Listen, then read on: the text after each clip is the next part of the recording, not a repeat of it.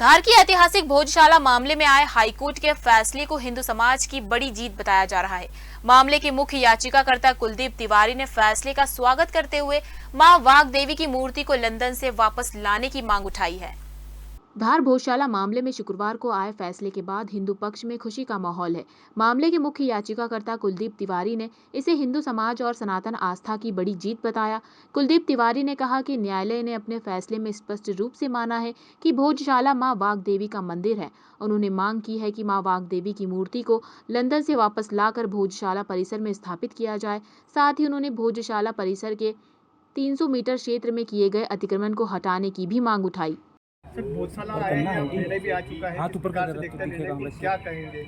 आज मैं भोजशाला आया हूँ, मेरे लिए बहुत गौरव का दिन है।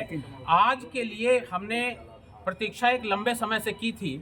आज वो समय आया है जब भोजशाला की पवित्र धरती को, माता सरस्वती की पावन भूमि को मैं प्रणाम करने, उस रज को प्रणाम करने में यहाँ आया हूँ।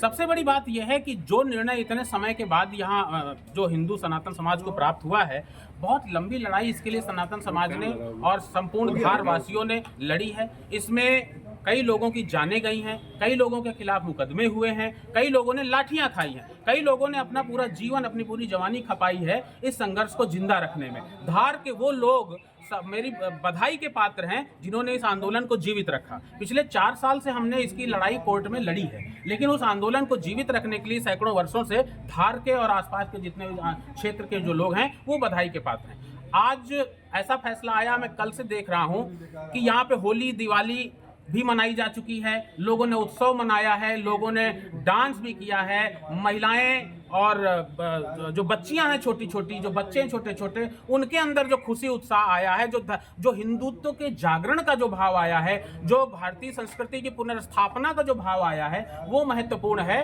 और इस तरीके के निर्णयों से इन भावों का आना स्वाभाविक है।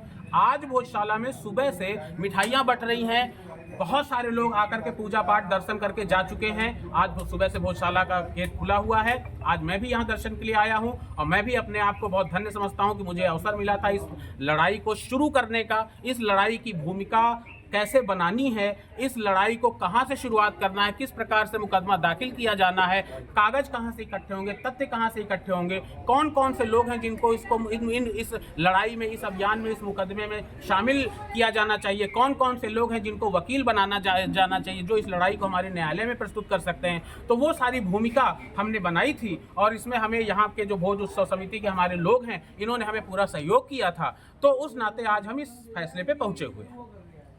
परिचय बता दीजिए अपना। मैं कुलदीप तिवारी लखनऊ से हूं और याचिका करता हूं, और सारा जो इसका जो प्रारंभिक रूप से रूपरेखा बनाई थी वो सौभाग्य मुझे प्राप्त हुआ था।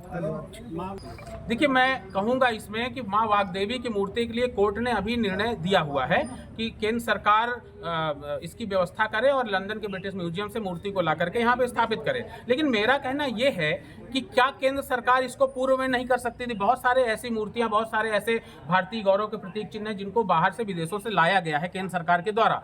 तो ये मूर्ति के लिए भी बहुत बार प्रत्यावेदन दिया गया है, लेकिन क्या केंद्र सरकार इसके लिए पहले एक्शन नहीं ले सकती? लेकिन ये कहीं ना कहीं देखिए राजनीति का शिकार रहा है ये विषय भोजशाला का। मैं कहता हूँ, खुल करके बात मैं कहना चाहूंगा कि ये भोजशाला का विषय राजनीति का शिकार रहा है, वरना इसका निर्णय बहुत पहले आ जाना चाहिए था। राज्य सरकारें और केंद्र सरकारें मिलकर के अगर इसका निर्णय निकालना चाहती तो ये समाधान इसका बहुत पहले हो सकता था। लेकिन चलिए, ये भी अच्छा रहा कि पहले समाधान नहीं निकला, कोर्ट के माध्यम से न्यायिक तरीके से एक न्यायिक और कोर्ट की मोहर लग करके इसका समाधान हुआ है, तो ये भी बहुत अच्छी बात है। तो ये स्वागत किए जाने योग्य है। तो मैं इस बात के लिए प्रतिबद्ध हूँ और हम संकल्पित हैं कि भोजशाला की जो माता सरस्वती की मुख्य मूर्ति जो लंदन में है उसको।